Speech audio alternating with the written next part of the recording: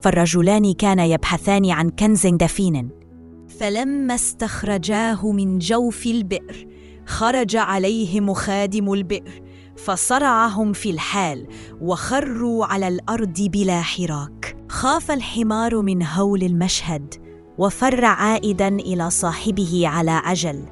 رآه الحطاب أمام بابه فدخل به البيت، وحين رأته زوجة السلطان قالت بسرعة ودهاء: تخلص من الحمار وأخفي الأثر، فالأمر فيه سر وخطر. ذبحوه ودفنوه في حفرة عميقة، وأخفوا الكنز ثم وضعوا فوقها قدرة للنحاس، فصار البيت يبدو هادئاً، لا فيه أثر ولا علامة غير دخان يتصاعد كأنه من مجلس للكرامة. وما هي إلا لحظات حتى طرق الباب، فإذا هما بالرجلين قد عادا يسألان عن النصيب. قال: الحمار إذا هرب عاد إلى أهله، وها هو عندكم جاء بأمانة تخصنا، فأعيدوا إلينا مالنا. لكن الحطاب أنكر وقال بثبات ووقار: لم أره منذ بعتكما إياه، فابحثا عنه في غير هذا المسار. فتشوا الدار، قلبوها عاليها سافلها، فلم يجدوا شيئا، فانصرفا خائبين. وقد غلبت الحيلة الطمع، وسكت السر عن الانكشاف، وبنى قصرا يضاهي قصور الملوك، وأصبح له بين الناس شأن. وكل ذلك الوقت وامرأة السلطان تتتبع أخبار زوجها، وعرفت أنه تهاون وأبعد عنه كل قريب أو جار بعدما رحلت عنه. وذات يوم قالت السلطانة: أدعو السلطان إلى وليمة ليعلم مقامك بين الأصدقاء والأعداء. ففعل، وهي التي طبخت الطعام بيديها، وفي قدر الحريرة أسقطت خاتمها هدية وطية خفية.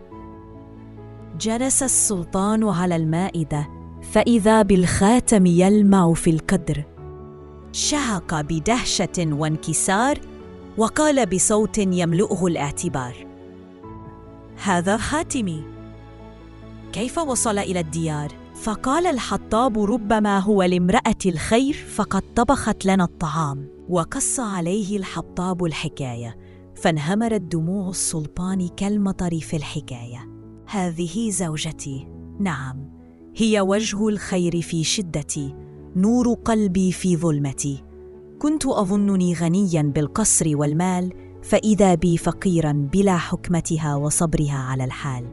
اقترب منها وهو يقول بتواضع: سامحيني يا قرة العين، لقد تعلمت الدرس بعد طول سنين. أدركت أن الدنيا تدور، يوم سهل ويوم وعر، وأن الخير امرأ والشر امرأ، ولا يدوم حال على حال.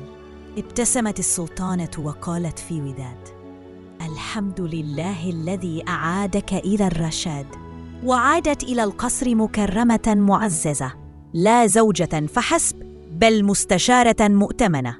أما الحطاب فبقي وفياً شكوراً، يعيش في نعيم وحبور. وصارت زوجته أخوات في المحبة والإحسان، فعاشوا في وئام واطمئنان. وهكذا تبدل حالهم من ضيق إلى سعة، ومن شقاء إلى متعة، ومن بؤس إلى هناء، ومن ظلم إلى صفاء.